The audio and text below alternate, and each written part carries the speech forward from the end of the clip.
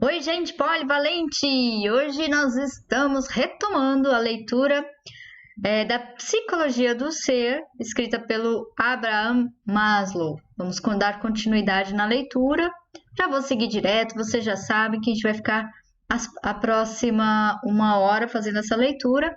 Lembrando que o objetivo dessa leitura é em busca das necessidades. Então, vamos lá, vamos seguir em frente aqui.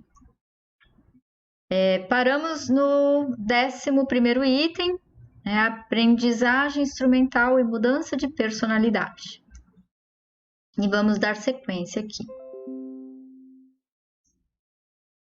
A chamada teoria de aprendizagem nos Estados Unidos baseou-se quase inteiramente na motivação por déficit com objetivos usualmente externos ao organismo, isto é, aprender a melhor maneira de satisfazer uma necessidade. Por essa razão, entre outras, a nossa psicologia da aprendizagem é um corpo limitado de conhecimento, útil apenas em pequenas áreas da vida e de real interesse unicamente para outros teóricos da aprendizagem. Isso ajuda pouco na resolução do problema do crescimento e da individuação. Aqui as técnicas de aquisição repetida do mundo exterior, das satisfações de deficiências motivacionais são muito menos precisas. A aprendizagem associativa e as canalizações cedem lugar à aprendizagem percentual, ao aumento de compreensão e introvisão, ao conhecimento do eu e ao crescimento firme e constante da personalidade, isto é, sinergia, integração e coesão interna aumentadas. A mudança passa a ser menos uma aquisição de hábitos ou associações, uma a uma e muito, mais uma transformação total da pessoa total, isto é, uma nova pessoa em vez da mesma pessoa com alguns hábitos adicionados, como se fossem novos bens externos. Essa espécie de aprendizagem de mudança de caráter significa mudar um organismo holístico, muito complexo e altamente integrado, que significa, por seu turno, que muitos impactos não provocarão mudança alguma, visto que um número cada vez maior de tais impactos será rejeitado, à medida que a pessoa se torna mais estável e mais autônoma. Ele está falando de autonomia aqui. Tá? Eu vou só colocar aqui para chamar a atenção depois. As mais importantes experiências de aprendizagem que me foram relatadas pelos meus sujeitos eram, com muita frequência, experiências singulares da vida, como tragédias, mortes, traumas, conversões e súbitas introvisões, as quais impuseram uma mudança na perspectiva da vida da pessoa e, por conseguinte, em tudo o que ela fazia. É claro, a chamada elaboração, entre aspas, da tragédia ou da introvisão ocorreu num período mais longo de tempo, mas tampouco isso é primordialmente uma questão de aprendizagem associativa. Na medida em que o crescimento consiste em despojar-se de inibições e limitações, permitindo a pessoa ser ela própria, emitir comportamento, por assim dizer, radiantemente, em vez de repeti-lo, permitir a sua natureza íntima que se expresse, nessa medida repetimos o comportamento das pessoas que se realizam a si próprias e alcançam a sua própria individuação, é não aprendido, criado e libertado, em vez de adquirido, é expressivo e não interatuante. Isso aqui eu vou salientar aqui.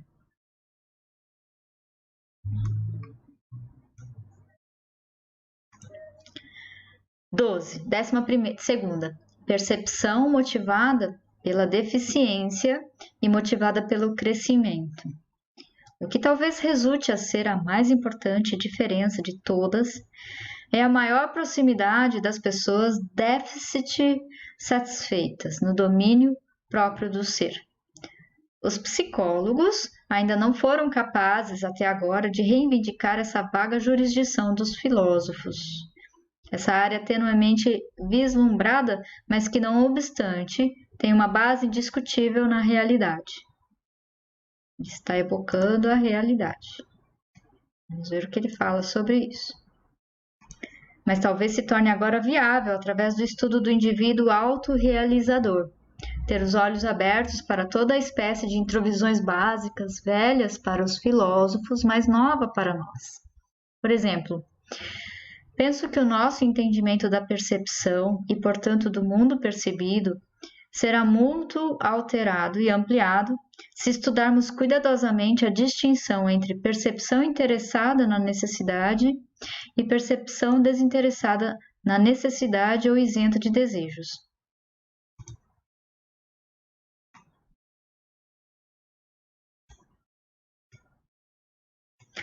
Dado que esta última é muito mais concreta e menos abstrata e seletiva, é possível a tal pessoa ver mais claramente a natureza intrínseca do objeto da percepção. Além disso, ela também pode perceber simultaneamente os opostos, as dicotomias, polaridades, as contradições e os incompatíveis. É como se as pessoas menos desenvolvidas vivessem num mundo aristotélico, em que as classes e conceitos têm fronteiras nítidas e são mutuamente exclusivas e incompatíveis. Por exemplo, macho-fêmea, egoísta-altruísta, adulto-criança, generoso-cruel, bom-mal. A é A e tudo mais não há, na lógica aristotélica. E os dois nunca se encontrarão. Mas as pessoas individuacionantes veem o fato de que há e não há se interpenetram e são um, de que qualquer pessoa é simultaneamente boa e má, adulto e criança, macho e fêmea. Não se pode colocar uma pessoa toda num contínuo, apenas um aspecto extraído de uma pessoa. Os todos não são comparáveis. Podemos não estar cônscios disso quando percebemos de um modo determinado pela necessidade, mas certamente estamos cônscios disso quando somos percebidos dessa maneira, por exemplo, simplesmente como um supridor de dinheiro, um supridor de alimento, um supridor de segurança, alguém de que se pode depender, ou como um criado ou outro servidor anônimo ou objeto meio. Quando isso acontece, não gostamos. Queremos ser tomados por nós próprios, ser aceitos como indivíduos completos e totais. Não nos agrada sermos percebidos como objetos úteis ou instrumentos. Desagrada-nos ser, entre aspas, usados. Visto que, habitualmente, as pessoas individuacionantes não têm que extrair qualidades gratificantes de necessidades, nem ver as pessoas como instrumentos. É muito mais possível para aquelas adotar uma atitude não avaliatória, não judicativa, não interferente e não condenatória em relação a outras, uma consciência sem escolha e isenta de desejos. Isso permite uma percepção e compreensão mais clara e mais penetrante do que está aí. É a espécie de percepção desprendida, desafetada, que se supõe que os cirurgiões e terapeutas tentam manter e que as pessoas individuacionantes alcançam sem se esforçar por isso. Especialmente quando a estrutura da pessoa objeto visto é difícil, sutil e não óbvia, essa diferença no estilo da percepção é de suma importância. É então, sobretudo, que o percebedor deve ter respeito pela natureza do objeto. A percepção deve ser então sutil, delicada, não deve ser importuna nem insistente. Deve estar apta a ajustar-se passivamente à natureza das coisas, tal como a água penetra docemente nas fendas do solo. Não deve ser a espécie de percepção motivada pela necessidade de que molda as coisas de uma forma tempestuosa, violenta, exploradora e deliberada, à maneira de um açougueiro talhado numa carcaça. O modo mais eficiente de perceber a natureza intrínseca do mundo é ser mais receptivo do que ativo, determinado, tanto quanto possível, pela organização intrínseca do que é percebido e o menos possível pela natureza do percebedor. Essa espécie de consciência desprendida, taoísta, passiva e não interferente de todos os aspectos simultaneamente existentes do concreto tem muito em comum com algumas descrições da experiência estética e da experiência mística. A tônica é a mesma. Vemos de fato o mundo real e concreto ou vemos o nosso próprio sistema de rubricas, motivos, expectativas e abstrações que projetamos no mundo real.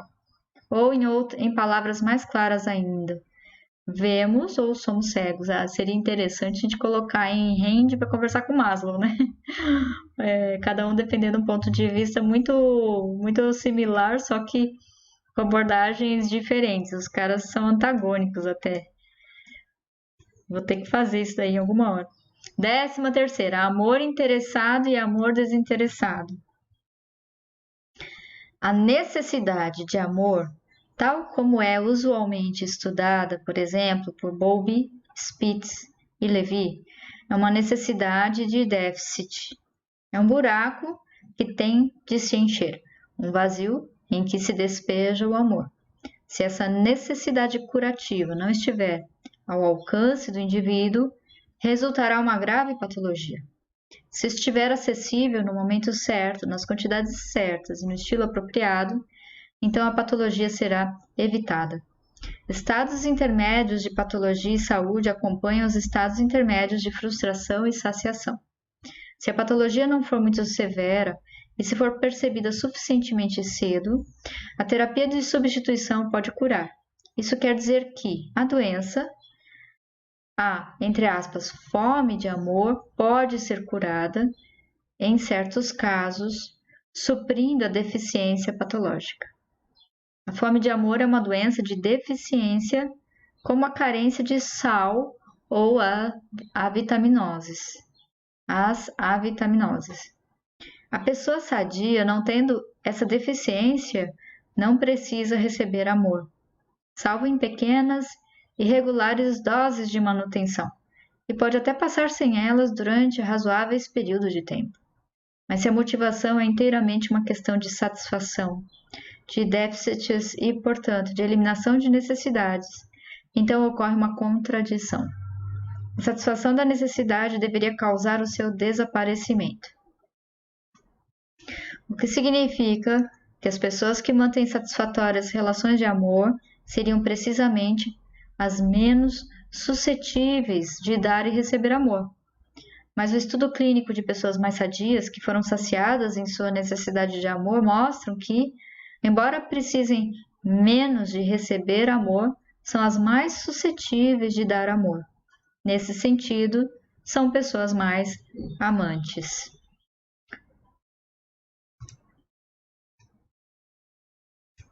Esta conclusão expõe, por si, a limitação da teoria comum de motivação, centrada na necessidade por deficiência, e indica a necessidade de uma teoria de metamotivação, ou teoria de motivação de crescimento ou de individuação. Já descrevi de forma preliminar a dinâmica contrastante do S-amor, amor pelo ser de uma outra pessoa, amor desinteressado, amor altruísta. E do D-amor, amor deficiência, necessidade de amor, amor egoísta. É aqui que a gente começa a discordar. Neste ponto, desejo apenas usar esses dois grupos contrastantes de pessoas para exemplificar e ilustrar algumas das generalizações acima formuladas. 1.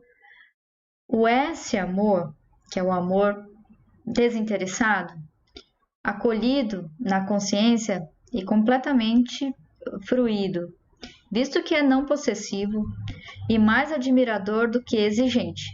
Não causa perturbações e praticamente é sempre uma fonte de prazer. 2. Nunca pode ser saciado. Pode ser interminavelmente fruído, usualmente, em vez de desaparecer, cresce e avoluma-se. É intrinsecamente agradável. É mais um fim do que um meio. 3.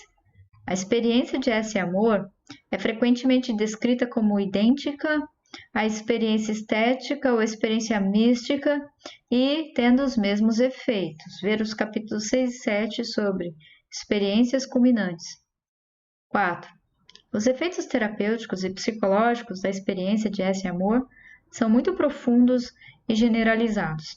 Semelhantes são os efeitos caracterológicos do amor relativamente puro de uma mãe sadia pelo seu bebê, ou o amor perfeito do seu Deus, que alguns místicos descreveram.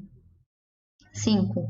Sem sombra de dúvida, o S-amor é uma experiência subjetiva mais rica, entre aspas, superior, mais valiosa do que o D-amor, que todos os S-amantes também experimentaram previamente. Essa experiência também é relatada pelos meus outros sujeitos mais velhos e mais comuns, muitos dos quais experimentam simultaneamente ambas as espécies de amor em diversas combinações. 6. O D-amor pode ser satisfeito. Ele colocou pode em itálico. O conceito de satisfação, entre aspas, dificilmente se aplica ao amor-admiração por outra pessoa digna de admiração e digna de amor. 7. No S-amor, há um mínimo de ansiedade e hostilidade. Para todos os fins humanos práticos, podemos considerar até que está ausente. Pode haver, é claro, ansiedade pelo outro. No D-amor, entretanto, devemos esperar sempre um certo grau de ansiedade e hostilidade. 8. Os S-amantes são mais independentes um do outro, mais autônomos, menos ciumentos ou ameaçados, menos exigentes, mais individuais, mais desinteressados, mas simultaneamente também mais pressurosos em ajudar o outro, no sentido da individuação, mais orgulhosos de seus triunfos, mais altruístas, generosos e estimulantes. 9. O S-amor torna possível uma percepção mais verdadeira e mais penetrante do outro. É uma reação, como já enfatizei, que tem tanto de cognitiva quanto de emocional volitiva. Isto é tão impressionante e tem sido tão frequentemente validado pela experiência subsequente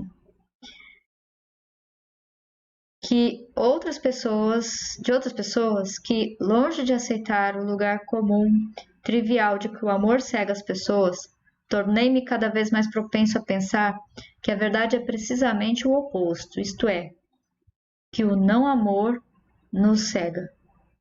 10. Finalmente, posso dizer que o S-amor, num sentido profundo, mas demonstrável, cria o parceiro, dá-lhe uma imagem, uma aceitação do próprio eu, um sentimento de dignidade no amor, o que lhe permite crescer. A verdadeira questão é se o pleno desenvolvimento do ser humano é possível sem ele. Boa pergunta.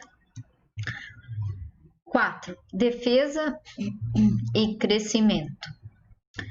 Este capítulo representa um esforço para ser um pouco mais sistemático na área da teoria do crescimento, pois, desde que aceitemos a noção de crescimento, surgem muitas questões de pormenor.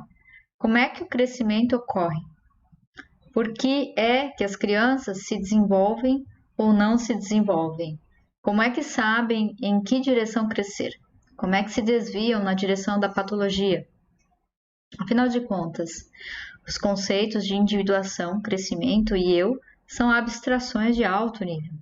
Temos de nos aproximar muito mais dos processos reais, dos dados em bruto, dos acontecimentos concretos da existência. Existem objetivos remotos. Os bebês e as crianças que crescem sadiamente não vivem em função de objetivos remotos ou de um futuro distante. Estão demasiado ocupados em divertir-se e em viver espontaneamente para o momento. Estão vivendo, não preparando-se para viver. Como é que conseguem apenas ser espontaneamente, não se esforçando por crescer? Procurando apenas desfrutar a atividade presente e, no entanto, avançar, seguir em frente passo a passo, isto é, crescer de uma forma saudável, descobrir os seus eus reais. Como podemos reconciliar os fatos de ser com os fatos de dever? O crescimento não é, no caso puro, um objetivo adiante, nem é a individuação descoberta do eu. Na criança, não tem propósito específico, apenas Acontece. Ela descobre mais do que busca. As leis da motivação de deficiência e de esforço deliberado não valem para o crescimento, a espontaneidade e a criatividade. O perigo com uma psicologia pura do ser é que pode tender para ser estática, não explicando os fatos do movimento, direção e crescimento.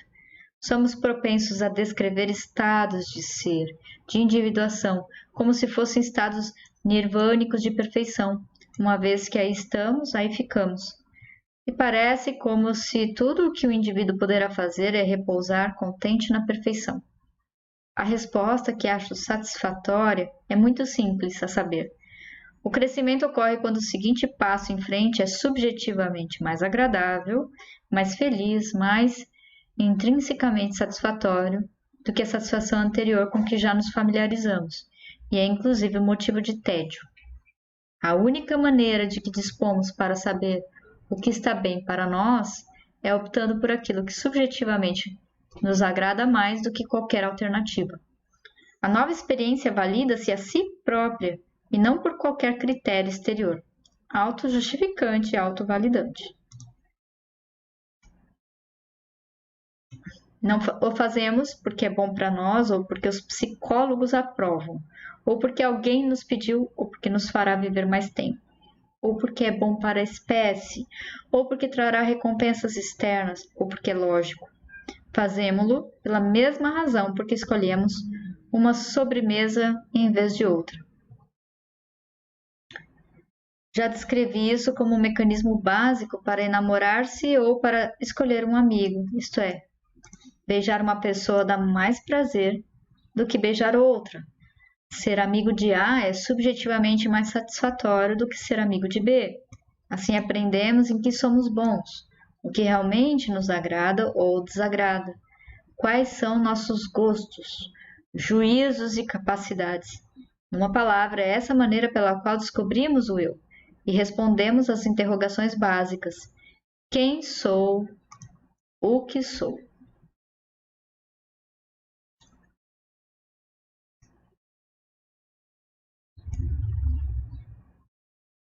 Ok. Deixa eu só colocar uma anotação aqui. Dá pra pôr?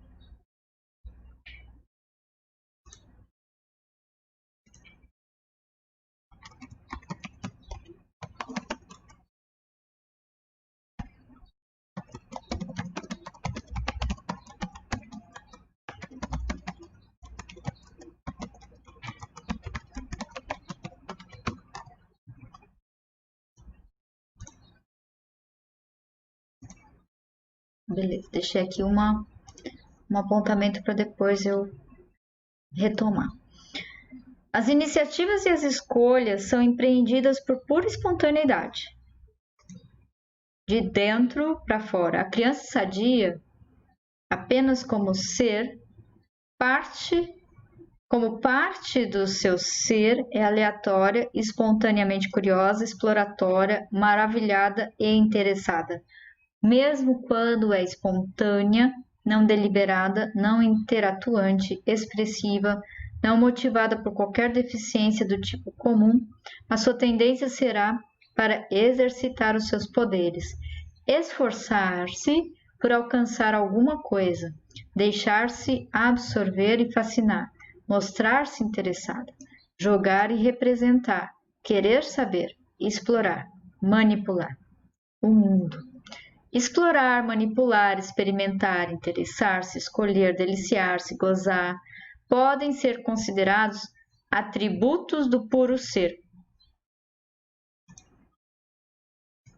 Aqui, ó, uma necessidade, eu já estou fazendo essa relação, é um atributo do ser. E, no entanto, levam ao vir a ser, embora de um modo acidental, fortuito, imprevisto e não programado. A experiência espontânea e criadora pode acontecer e acontece. Sem expectativas, planos, previsões, deliberação ou meta. Só quando a criança se sacia quando fica entediada, é que está pronta para se voltar para outros prazeres, talvez mais elevados, entre aspas. Surgem então as perguntas inevitáveis. O que é que retém a criança? O que impede o seu desenvolvimento?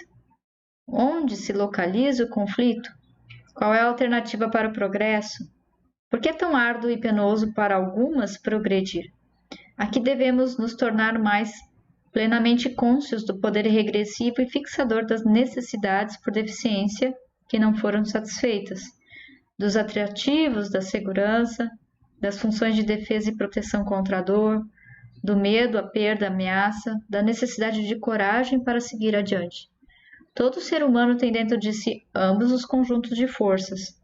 O conjunto apega-se à segurança e à defensiva por medo, tendendo a regredir, a aferrar-se ao passado, receoso de se desenvolver longe da comunicação primitiva, com o útero e os seios maternos, receoso de correr risco, receoso de pôr em perigo o que já possui, receoso da independência, liberdade e separação.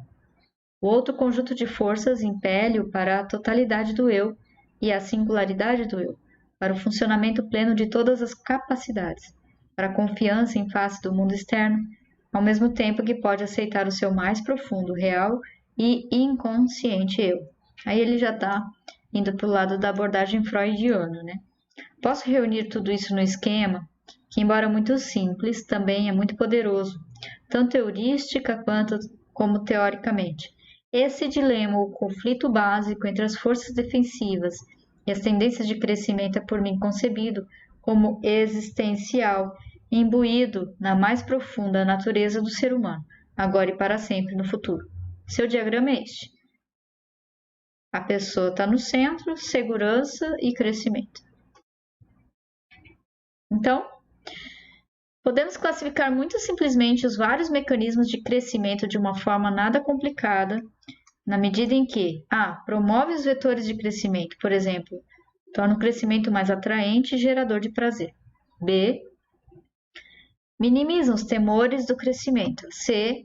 Minimizam os vetores de segurança, isso é, torna esses vetores menos atraentes. D. Elevam ao máximo os temores de segurança, defesa, patologia e regressão. Podemos então adicionar ao nosso esquema básico, esses 4 conjuntos de valências. A pessoa ao centro, a segurança à esquerda, o crescimento à direita.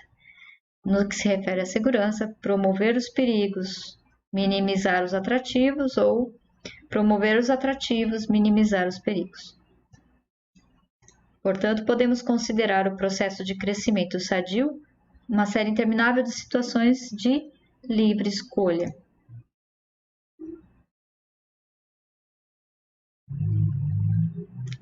Com que cada indivíduo se defronta a todo instante. Ao longo da vida, quando deve escolher entre os prazeres da segurança e do crescimento, dependência e independência, regressão e progressão, imaturidade e maturidade. A segurança tem suas angústias e seus prazeres. O crescimento tem suas angústias e seus prazeres. Progredimos quando os prazeres do crescimento e a ansiedade da segurança são maiores do que a ansiedade do crescimento e os prazeres da segurança. Até aqui, isso soa a truísmo, mas não o é para os psicólogos que se esforçam acima de tudo por ser objetivos públicos e behavioristas. Lembrando que ele está lá na década de 50, dialogando com um movimento behaviorista de observar comportamento e considerando o ser humano como uma caixa preta, né? Então ele vai ter esse posicionamento e essa briga aqui é típica do Zeitgeist, tá? Foram necessários muitos experimentos com animais e muita teorização para convencer os estudiosos da motivação animal de que devem recorrer ao que Jung chamou um fator hedonista. O Jung é o propositor, se for ele,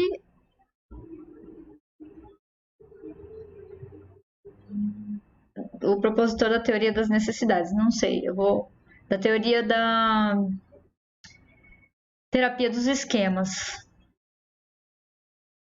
Agora eu fiquei na dúvida se é ele. Vamos ver se ele está falando dele mesmo.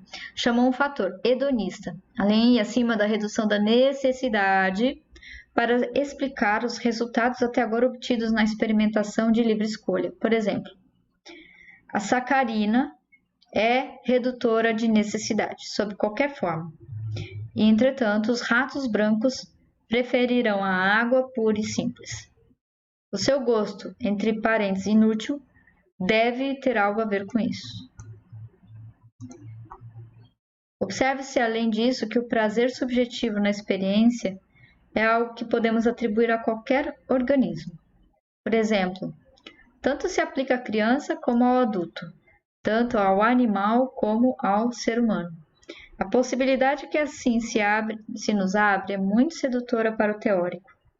Talvez todos esses conceitos de alto nível, eu, crescimento, individuação e saúde psicológica, possam ser reunidos no mesmo sistema de explicação, em conjunto com os experimentos sobre apetite em animais. As observações de livre escolha na alimentação do bebê e nas decisões vocacionais e os fecundos estudos de homeostase. É claro, essa formulação do crescimento através do prazer também nos vincula à necessária postulação de o que sabe bem também é no sentido de crescimento, entre aspas, melhor para nós. Fundamos-nos aqui na crença de que se a livre escolha é realmente livre e se quem escolhe não está demasiado doente ou assustado para escolher, escolherá sensatamente numa direção saudável e progressiva, na maioria das vezes.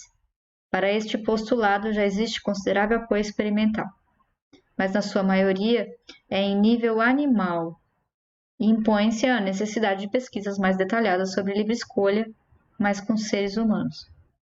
Claro, né? Devemos conhecer muito mais sobre as razões por que se fazem escolhas ruins e insensatas ao nível constitucional e a nível psicodinâmico. Existe outra razão pela qual o meu lado sistematizador gosta dessa noção de crescimento através do prazer. É porque acho possível, assim, conjugá-la perfeitamente com a teoria dinâmica, com iodos, as teorias dinâmicas de Freud, Adler, Jung, Schachtel, Horney, Fromm, Burrow, Reich e Rank, e assim como com as teorias de Rogers, Butler, Holmes, Engel, Allport, Goldstein, Murray, Mustakas, Peirce, Bogenthal, Assagioli, Frankel, Girard, May, White e outros. Então, ele está colocando os psicanalíticos e os existencialistas, né? Existencialistas humanistas. Eu critico os freudianos clássicos pela sua tendência, no caso extremo, para patologizar tudo e por não ver com suficiente clareza as possibilidades de desenvolvimento sadio no ser humano e verem tudo através de lentes sombrias. Mas a escola do crescimento, no caso extremo, é igualmente vulnerável, pois é propensa a ver tudo através de lentes de cor-de-rosa e geralmente contorna os problemas de patologias, de fraqueza, de fracasso no desenvolvimento. Uma é como uma teologia, onde o mal inexiste por completo e, portanto, é igualmente incorreta e irrealista. Uma relação adicional entre segurança e crescimento deve ser especialmente mencionada. Segundo parece, o crescimento tem lugar habitualmente através de pequenos passos, e cada passo em frente só é possível mediante a sensação de se estar seguro, de se operar em campo desconhecido a partir de uma base de apoio, onde se pode regressar em segurança, de se avançar com audácia, porque a retirada é possível. Podemos usar como paradigma a criança pequena que esboça os primeiros passos e se aventura a penetrar em terrenos estranhos. Longe do colo da mãe, caracteristicamente a criança agarra-se primeiro à mãe, enquanto explora o quarto com os olhos. Depois atreve-se a fazer uma pequena excursão, certificando-se continuamente de que a mãe segurança está intacta. Essas excursões tornam-se cada vez mais extensas. Dessa maneira, a criança pode explorar um mundo perigoso e desconhecido. Se de súbito a mãe desaparecesse, a criança ver-se-ia jogada na angústia, deixaria de estar interessada em explorar o mundo, Desejaria unicamente regressar à segurança e poderia até perder as suas aptidões, por exemplo, em vez de se atrever a andar. Talvez voltasse a engatinhar. Creio que podemos generalizar sem perigo esse exemplo. A segurança garantida permite que surjam necessidades e impulsos e que o seu domínio se consolide gradualmente. Pôr a segurança em perigo significa regressão às fundações mais básicas. O que isso quer dizer é que, na escolha entre renunciar à segurança ou renunciar ao desenvolvimento, a segurança usualmente levará a melhor. As necessidades de segurança são prepotentes sobre as necessidades do crescimento. Isso significa uma expansão da nossa fórmula básica. Em geral, somente uma criança que se sente segura se atreve a progredir saudavelmente. As suas necessidades de segurança devem ser satisfeitas, mas não pode ser empurrada para adiante, porque as necessidades de segurança insatisfeitas permanecerão para sempre subjacentes, exigindo sempre a sua satisfação. Quanto mais necessidades de segurança forem satisfeitas, menos valência elas têm para a criança, menos lhe acenarão e reduzem a sua coragem. Ora, como poderemos saber quando uma criança se sente bastante segura para se atrever a escolher um novo passo à frente? Em última análise, a última forma como poderemos sabê-lo é pelas suas próprias escolhas. Em outras palavras, somente ela pode realmente saber o momento certo em que as forças que lhe acenam adiante são superiores a que lhe acenam atrás, e a coragem suplanta o medo. Fundamentalmente, a pessoa, mesmo a criança, tem de escolher por si mesma. Ninguém pode fazer a escolha por ela com demasiada frequência, pois isso debilita-a, reduz a sua autoconfiança e desorienta a sua capacidade de percepção do seu próprio prazer interno na experiência dos seus próprios impulsos, juízos e sentimentos, assim como de diferenciá-los dos padrões interiorizados dos outros. Assim sendo, se a própria criança deve finalmente realizar a escolha pela qual o seu crescimento se processa, se unicamente pode conhecer a sua experiência de prazer subjetivo, então como podemos reconciliar essa necessidade fundamental de confiança no mais íntimo do indivíduo com a necessidade de ajuda do meio circundante? Pois ele precisa de ajuda. Sem ajuda, ficará assustado demais para se atrever. Como podemos ajudá-lo a avançar? Igualmente importante, como poderemos pôr em risco o seu desenvolvimento? Espera aqui que aqui tem uma nota enorme de rodapé. Aqui, ó. Isso é interessante. Eu vou ler aqui a notinha de rodapé. A partir do momento em que o embrulho está nas suas mãos, a criança sente-se livre para fazer o que quiser com ele. Abre-o, especula sobre o que é, reconhece o que é, expressa felicidade ou desapontamento, observa a disposição do conteúdo, descobre o folheto de instruções, sente o contato do aço, avalia os diferentes pesos das peças e o seu número, etc. Faz tudo isso antes de ter tentado construir alguma coisa com o jogo. Depois, vem a excitação de montar algo. Pode ser apenas casar uma peça com outra, por conseguinte, sozinha. Ela adquire uma sensação de ter feito alguma coisa, de poder fazer alguma coisa e de que não é impotente para lidar com esse artigo. Seja qual for o padrão que se desenvolva subsequentemente, quer os seus interesses se ampliem à utilização total do jogo e, portanto, no sentido da aquisição de um sentimento de realização cada vez maior. Quer decida pô-lo completamente de lado, o seu contato inicial com o jogo de armar foi significativo. Os resultados da experimentação ativa podem ser resumidos aproximadamente da seguinte maneira: há um envolvimento físico, emocional e intelectual do eu. Há um reconhecimento e exploração das próprias capacidades. Há um começo de atividade ou de criatividade. Há a descoberta da cadência e ritmos pessoais, e o pressuposto de que a tarefa é compatível com as próprias aptidões em qualquer momento dado, o que inclui a evitação de querer fazer demais. há uma aquisição de proficiência que pode ser aplicada a outros empreendimentos. E há uma oportunidade cada vez que se tem parte ativa em alguma coisa, por menor que seja, de se apurar cada vez mais em que é que se está interessado. A situação acima pode ser contrastada com outra, em que a pessoa que leva para casa o jogo de armar diz à criança: aqui está um jogo de armar, deixa que eu abra para você. A pessoa assim faz e depois aponta para todas as coisas que estão dentro da caixa. O folheto de instruções, as várias peças, e para acúmulo, resolve montar um dos modelos mais complicados, digamos um guindaste. A criança pode estar muito interessada no que viu estar sendo feito, mas localizaremos um aspecto do que esteve realmente acontecendo.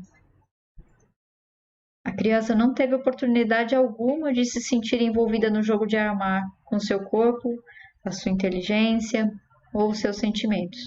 Não teve oportunidade alguma de enfrentar-se com algo que é novo para ela, de comprovar o que é capaz de fazer ou de adquirir uma orientação adicional sobre os seus interesses. A construção de um guindaste pode ter acarretado outro fator. Pode ter deixado na criança uma exigência implícita de realizar outro tanto sem que tivesse tido uma oportunidade para se preparar para uma tão complicada tarefa. A meta passa a ser o objeto em vez da experiência envolvida no processo de se atingir o objetivo. Além disso, tudo que se possa realizar subsequentemente por si mesma parecerá pequeno e mesquinho comparado com o que foi feito por ela por outra pessoa, para ela por outra pessoa. Nada foi somado à sua experiência total que a habilite a enfrentar algo novo da próxima vez. Por outras palavras, ela não cresceu de dentro para fora, mas pelo contrário, algo lhe foi sobreposto de fora para dentro.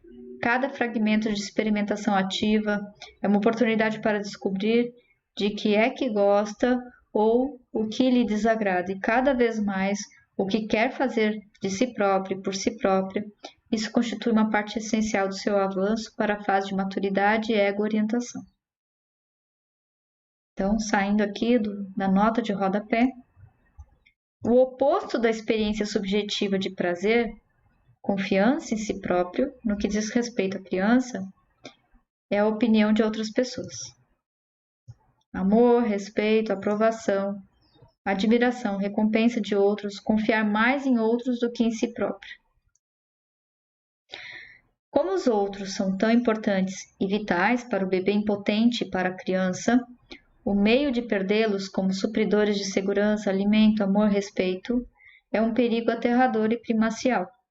Portanto, a criança, diante da difícil escolha entre as suas próprias experiências deleitosas e a experiência de aprovação por outros, deve geralmente optar pela aprovação dos outros e depois manipular o seu prazer pela repressão, ou deixando morrer. Isso aqui é o que o adulto continua fazendo depois. Então, vamos lá.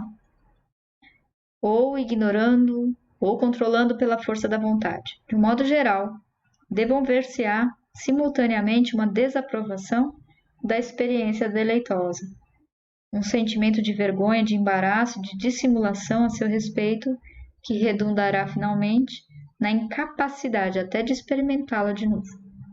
Assim, a escolha primacial, a encruzilhada na estrada, é entre o eu e os outros.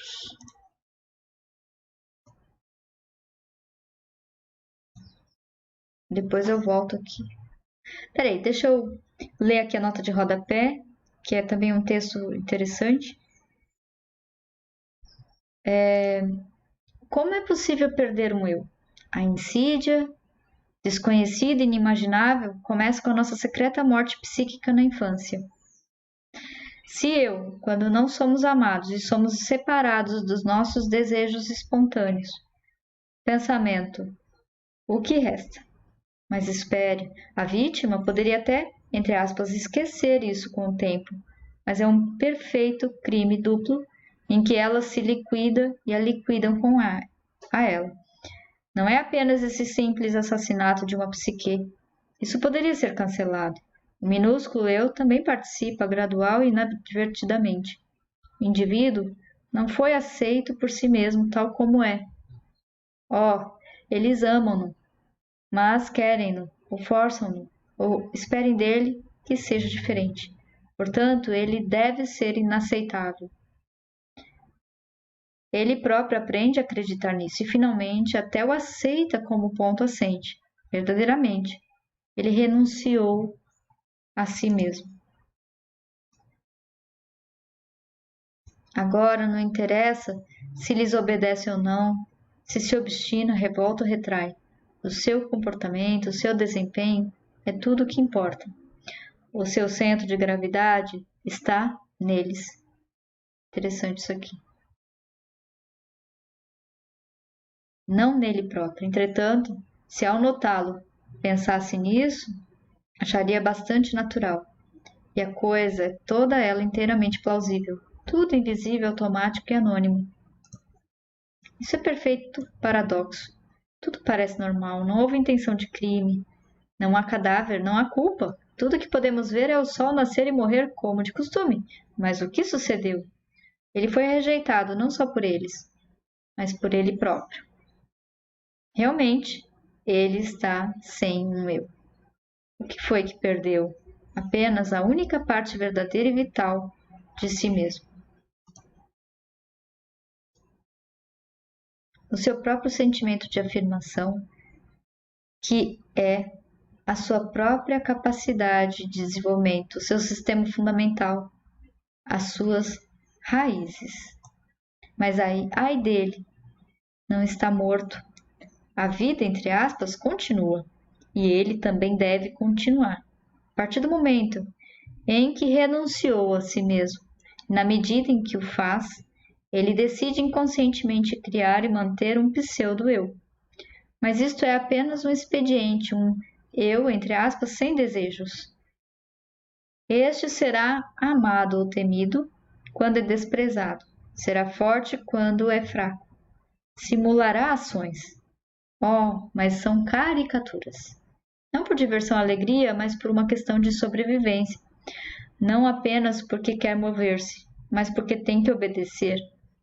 Essa necessidade não é vida, não é a sua vida.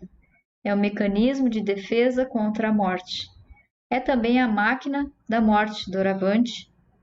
Ele será despedaçado por necessidades compulsivas, inconscientes, ou derrubado por conflitos inconscientes que o paralisam cada movimento e cada instante, neutralizando o seu ser, a sua integridade.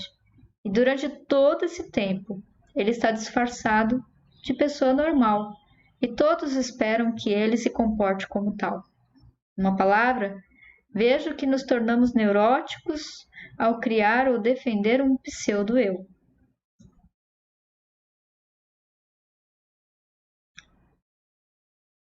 Um sistema de eu, e somos neuróticos na medida que carecemos de eu.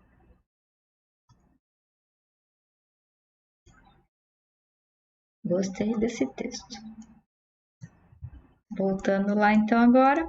Assim, a escolha primacial, a encruzilhada na estrada, é entre o eu e os outros.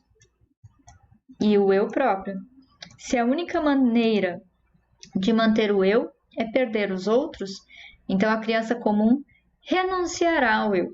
Isso é verdade pela razão já mencionada, a de que a segurança é uma necessidade básica para as crianças e uma das mais prepotentes, de longe mais primordialmente necessária do que a independência e a individuação.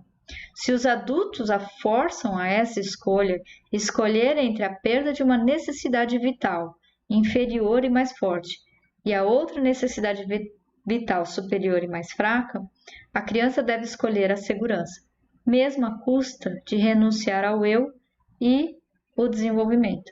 Em princípio, não há necessidade de forçar a criança a fazer tal escolha.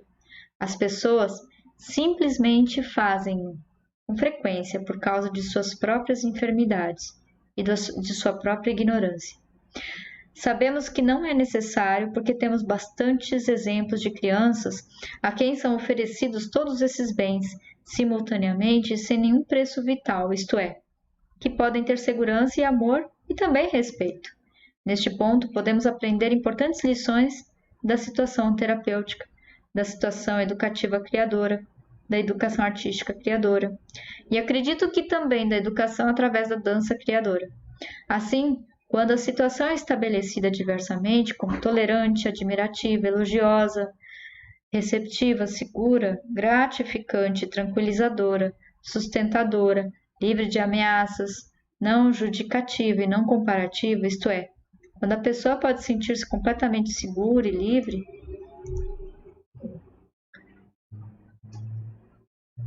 de ameaças, então torna-se possível para ela elaborar e expressar toda espécie de prazeres menores, por exemplo, hostilidade e dependência neurótica.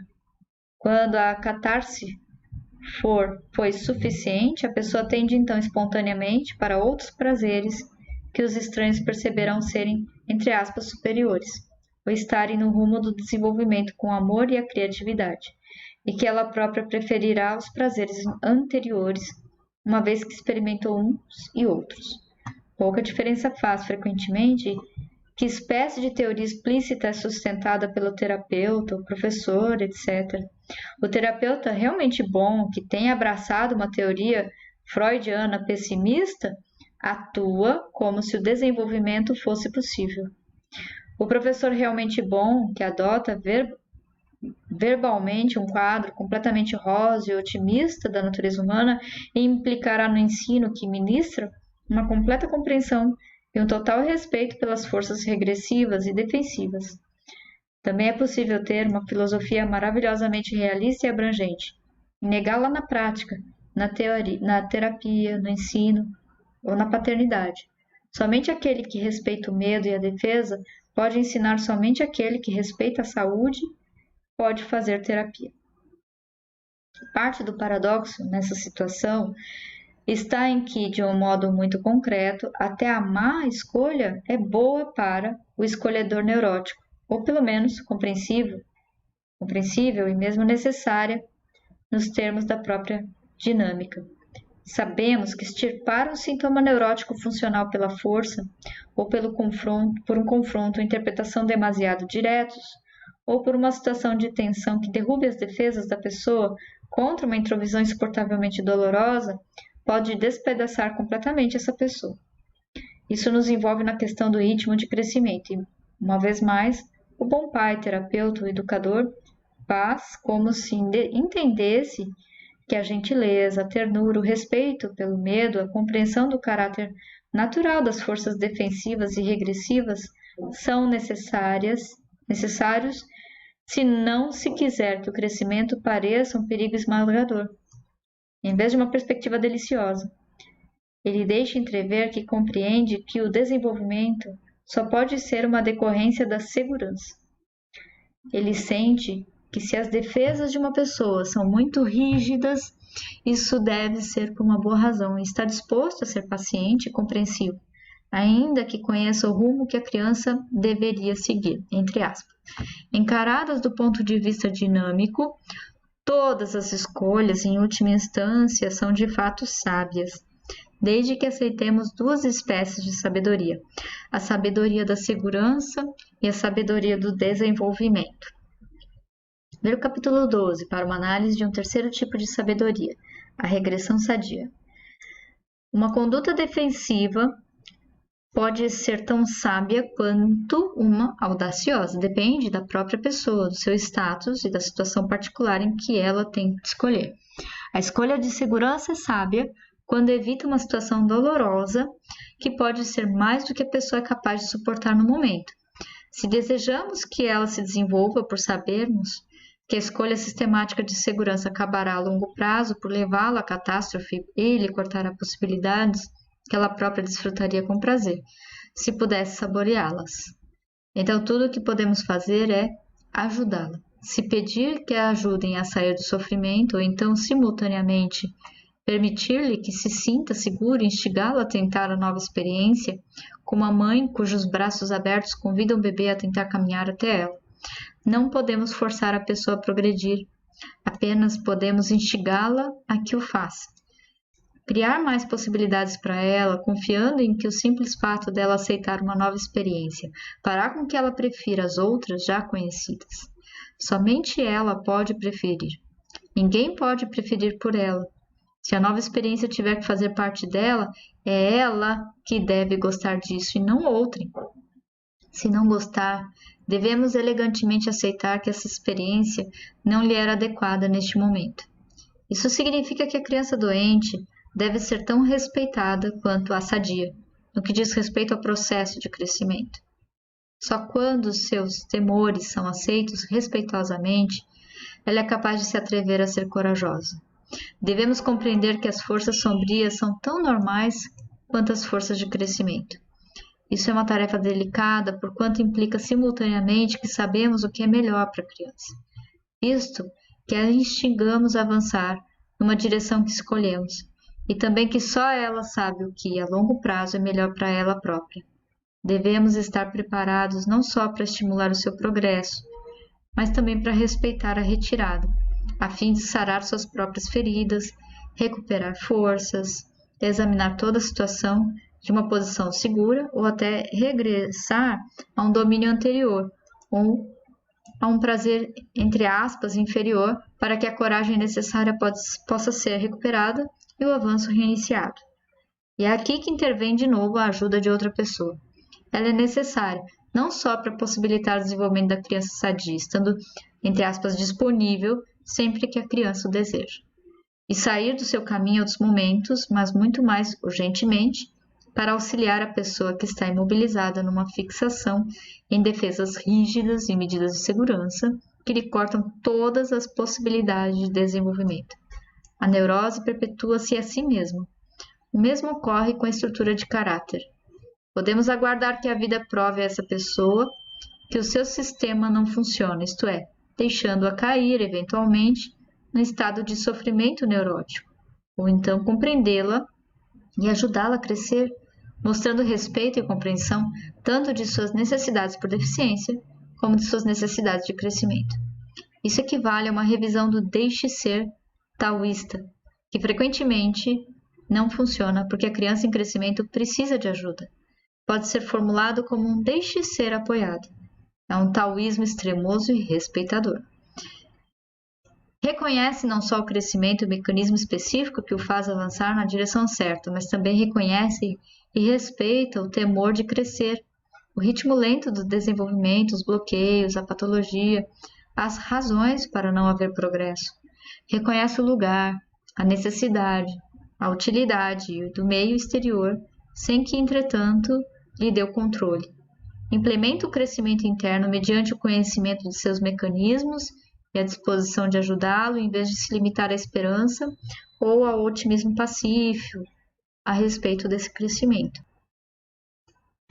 Tudo que ficou acima dito pode ser agora relacionado com a teoria geral da motivação enunciada no meu livro Motivation and Personality, em particular a teoria da satisfação das necessidades, a qual me parece constituir o mais importante princípio subentendido em todo o desenvolvimento humano sadio.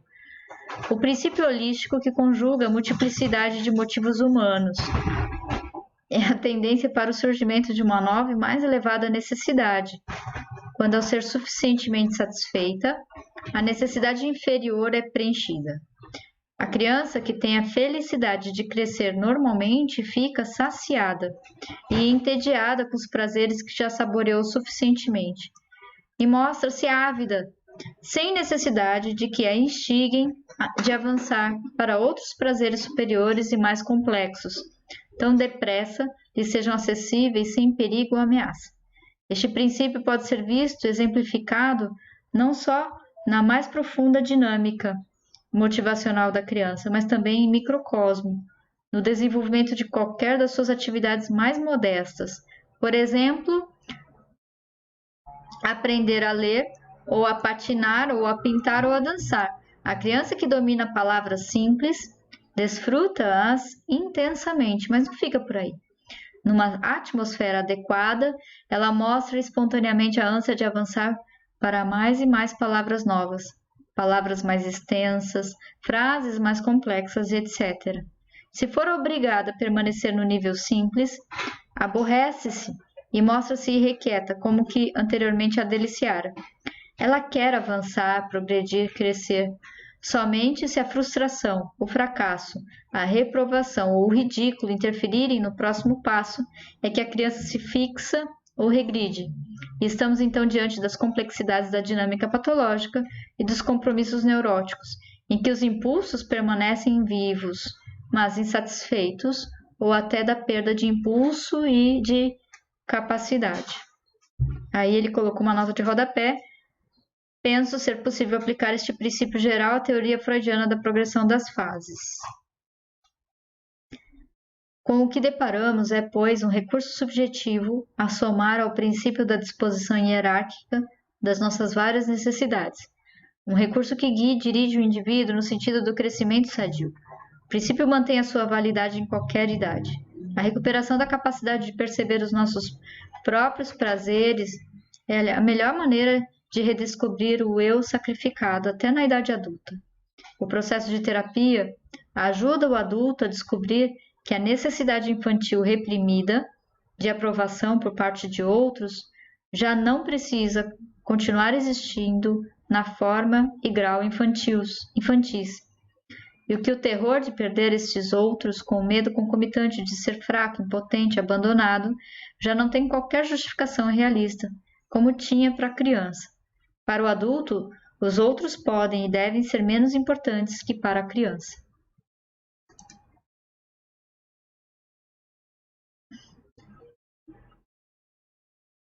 Portanto, a nossa fórmula final tem os seguintes elementos. 1.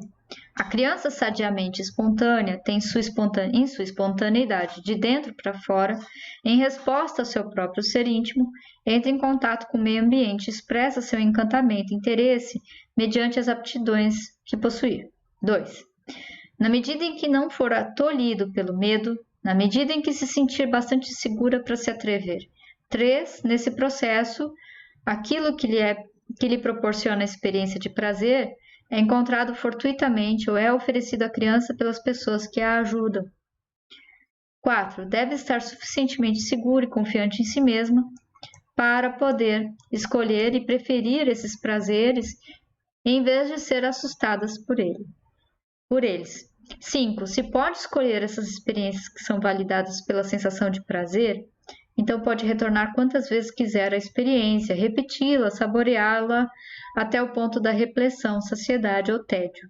6. Neste ponto, manifesta a tendência para passar a experiências mais complexas e mais ricas, a cometimentos superiores e mais fecundos no mesmo setor. Repetimos, se a criança se sentir suficientemente segura para se atrever. 7. Tais experiências não só significam um avanço, como têm feito um efeito de retroalimentação sobre o eu, no sentimento de certeza. Gosto disso. Isso eu não faço, com certeza. De capacidade, domínio, autoconfiança e autoestima. 8. Nessa interminável série de escolhas em que a vida consiste, a opção pode, em geral, ser esquematizada entre segurança, ou, em termos genéricos, atitude defensiva, e desenvolvimento. E como só não necessita de segurança aquela criança que já a tem, podemos esperar que a escolha de desenvolvimento será feita pela criança que viu satisfeita sua necessidade de segurança. 9. Para estar apta a escolher de acordo com a sua própria natureza e desenvolvê-la, deve ser permitido à criança que retém as experiências subjetivas de prazer e tédio como critério de uma opção correta para ela. O critério alternativo é fazer a escolha em função do desejo de outra pessoa. O eu está perdido quando isso acontece. Isso também constitui a limitação da escolha à segurança, apenas visto que a criança deixará de confiar por meio de perda de proteção, de amor, etc., no seu próprio critério de prazer. 10. Se a escolha é realmente livre, e se essa criança não é tolhida, então podemos esperar que ela normalmente escolha a progressão, a marcha em frente. 11. As provas indicam que o que delicia a criança sadia, o que lhe sabe bem, também é, com grande frequência, entre aspas, o melhor para ela, em termos de metas distantes que são percebíveis pelo observador. 12. Nesse processo, o ambiente, pais, terapeutas, professores, dá maior importância e sobre vários aspectos, ainda que a escolha final deva ser feita pela própria criança. A. Pode satisfazer as suas necessidades básicas de segurança, pertença, amor e respeito, de modo que a criança não se sinta ameaçada, possa sentir-se autônoma, interessada e espontânea, atrevendo-se por conseguinte a optar pelo desconhecido. B. Pode ajudar a tornar a escolha de desenvolvimento positivamente atraente e menos perigosa, e a tornar a escolha regressiva menos atraente e mais custosa. 13. Dessa forma, a psicologia do ser e a psicologia do devir podem ser reconciliadas, e a criança, sendo simplesmente ela própria, pode ainda avançar e desenvolver-se. Ótimo. Então, terminamos aqui, vamos parar. Tem duas notas de rodapé que eu passei aqui. Aí ele vai falar de questão libidinal, fase oral, que esse é bem freudiano.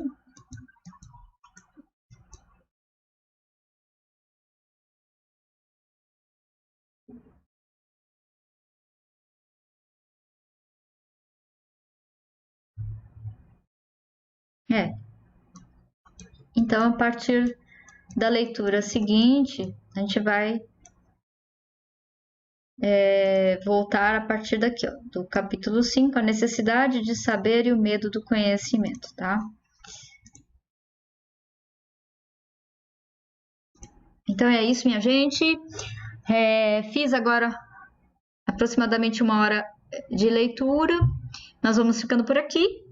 E semana que vem a gente volta para dar continuidade na leitura de Maslow, a psicologia do ser, para entender o que é uma necessidade. O que é uma necessidade? Vamos definir isso. Estamos em busca da necessidade. Um abraço para vocês e até a próxima leitura.